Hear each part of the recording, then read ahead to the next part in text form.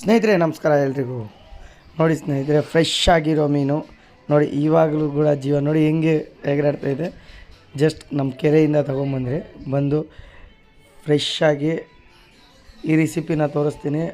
Fry ಹೆಂಗೆ ಮಾಡೋದು, ಸಾಂಬಾರು ಹೆಂಗೆ ಮಾಡೋದು ಅಂತ ತುಂಬ ಟೇಸ್ಟಿಯಾಗಿರುತ್ತೆ ಸ್ನೇಹಿತರೆ. ಮತ್ತು ಫ್ರೈ ಒಳಗೆ ರವಾನೂ ಹಾಕಬಾರ್ದು, ಮನೆ ಮಸಾಲೆಯಿಂದ ಫ್ರೈ ಮಾಡಿ ತೋರಿಸ್ತೀನಿ ಸ್ನೇಹಿತರೆ.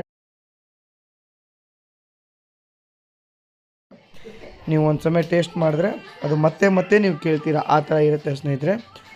ಈ ವಿಡಿಯೋನ ಪೂರ್ತಿಯಾಗಿ ನೋಡಿ, ನಿಮಗೆ ಅರ್ಥ ಆಗುತ್ತೆ. ತುಂಬ ಚೆನ್ನಾಗಿರುತ್ತೆ, ತುಂಬ ಟೇಸ್ಟಿಯಾಗಿರುತ್ತೆ. ಸೊ ಇದನ್ನು ನೋಡಿದಾದಮೇಲೆ ಒಂದು ಸಮಯ ಚೆಕ್ ಮಾಡ್ಕೊಳ್ಳಿ. ಎನಿ ಟೈಮ್ ನೀವು ಇದನ್ನು ಮಾತ್ರ ನೀವು ಮರೆಯೋದಿಲ್ಲ, ಅಷ್ಟು ಟೇಸ್ಟಿಯಾಗಿರುತ್ತೆ ಸ್ನೇಹಿತರೆ. ಬೇರೆ ಬೇರೆ ಮಸಾಲ ಮತ್ತು ಫಿಶ್ ಫ್ರೈ ಮಸಾಲ ಅದು ಇದು ಅಂತ ಬೇರೆ ಏನೆಲ್ಲ ಟ್ರೈ ಮಾಡೋಕ್ಕೆ ಹೋಗ್ಬಿಡಿ ಸ್ನೇಹಿತರೆ. ಏನಕ್ಕಂದರೆ ಅದೆಲ್ಲ ಬೇರೆ ಥರ ಮಾಡಿರ್ತಾರೆ ಮಸಾಲೆಗಳು. ನೋಡಿ, ನಮ್ಮ ಮಗು ಬಂದಲ್ಲಿ ಕುತ್ಕೊಂಡು ನೋಡ್ತಾಯಿದ್ದೆ. ನಮ್ಮಮ್ಮ ನಾನು ಇಬ್ಬರು ಕ್ಲೀನಿಂಗಲ್ಲಿ ನೀಟಾಗಿ ಕ್ಲೀನ್ ಮಾಡಿಕೊಂಡ್ರೆ ನಮ್ಮಮ್ಮ ಕಟ್ ಮಾಡ್ತಾಯಿದ್ರು. ಸೊ ನಾನು ಕ್ಲೀನ್ ಮಾಡಿಕೊಂಡು ವಾಶ್ ಎಲ್ಲ ಮಾಡಿಕೊಂಡು ನಾನೆಲ್ಲ ರೆಡಿ ಮಾಡ್ಕೊತಾ ಇದ್ದೀನಿ.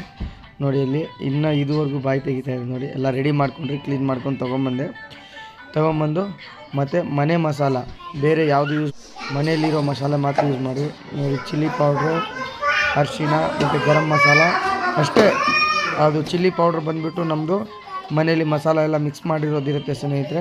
ಅದಕ್ಕೋಸ್ಕರ ಉಪ್ಪು ಮತ್ತು ಅರಿಶಿಣ ಎಲ್ಲ ಹಾಕಿ ಕಲಿಸ್ಕೊಂಡು ರೆಡಿ ಮಾಡ್ಕೊಂಡ್ರೆ ನನ್ನ ವೈಫು ನಾನು ಮಾಡಿದ್ದು. ಮತ್ತು 2 ಲೆಮನ್ನು, ಅದರಲ್ಲಿ ಅರ್ಧ kg 600 ಗ್ರಾಮ್ ಚಿಕನ್ಗೆ, ಇದು 600 ಗ್ರಾಮ್ ಫಿಶ್ಗೆ ನಾವು 2 ಲೆಮನ್ನ ಹಾಕ್ಕೊಂಡು ಫ್ರೈ ಆಗಿಬಿಟ್ರಿ ಸ್ನೇಹಿತರೆ. ತವಾ ಫ್ರೈ ಏನು ರೆಸಿಪಿ, ಏನು ಟೇಸ್ಟ್ ಆಗಿದೆ.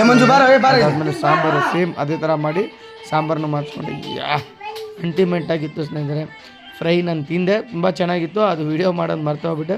ಇದು ಟ್ರೈ ಮಾಡಿ ಸ್ನೇಹಿತರೆ. ಇದು ಎಷ್ಟು ಯಾವ ಮಟ್ಟಿಗಿರುತ್ತೆ ಅಂತ ನೋಡಿ. Thank you so much.